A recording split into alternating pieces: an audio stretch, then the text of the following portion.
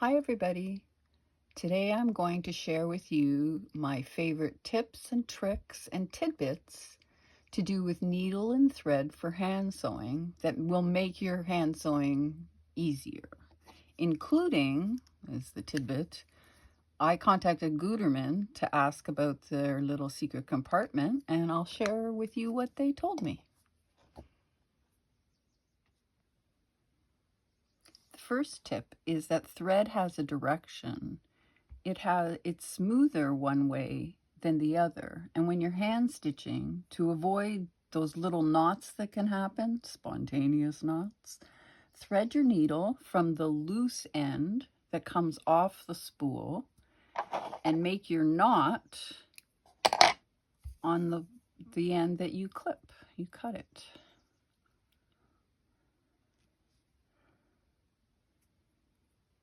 And that'll keep down on those little tiny knots that get in the way.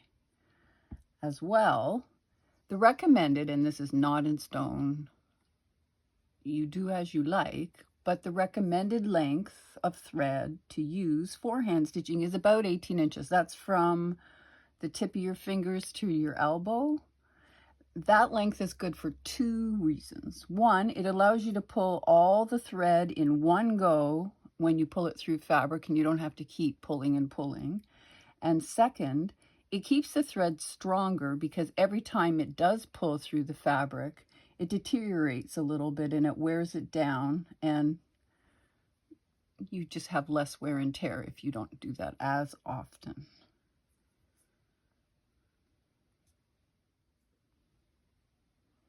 I love these next two tips. If you're having trouble getting the thread in through the eye of your needle, turn your needle around. The way they're cut when they're made, one side is a little bit bigger than the other, and you might have some better luck before you need to get out that needle threader. And the second tip I wanted to give in this little segment is if you are running really close to finishing off and you're not sure if you have enough thread left and you don't want to knot it and start a new thread, here is a way to extend just that little bit extra. You take the end of your thread that's up by the needle and you put your needle through about, I don't know, 1/4 inch in, through, oops, that didn't work, through the thread, and then pull it, and it makes a knot up at the needle so it won't thread for you, like it'll continue to stitch, and you'll have that extra inch or two to stitch with. That's a great tip too. Oh, and I guess I should mention this while I'm at it. One of my favorite things to have is a segmented pincushion for my hand stitching stuff, so that I can have different needles and pins and everything in the different sections. And I know that, this is silly, but I know that this fabric, which is one of my favorite with the little pink rosebuds, has my most used needles for my hand stitching. Segmented pin cushions like this also are great for that. Now this hexie pin cushion, I have a free tutorial on my site in the, what's it called again? I made note of it. Handwork While You Wait section. It's a few years old. I'll put the link to this tutorial in the description of this video, so you can go and get or make one of your own. Aren't they cute? All right, let's see what else I wanted to share.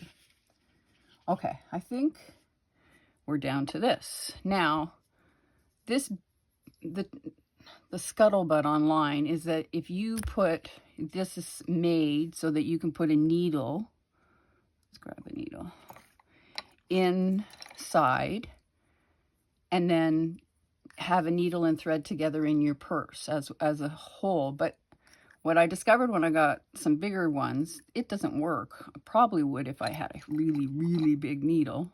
Yes, there. I guess that would work. And then you can close it and it doesn't come out, which is good. I did notice on the smaller spools, it works really well too. on more of a needle that I would use for hand stitching. But when it's not ideal though. So I contacted the company and I wanted to know from them what this is all about, because it's a fun little tidbit that I had learned, and lots of people had learned about these spools of thread. And what they told me is these spools are made to split into two parts for technical reasons. The production has been set up like that, so that's the why of it.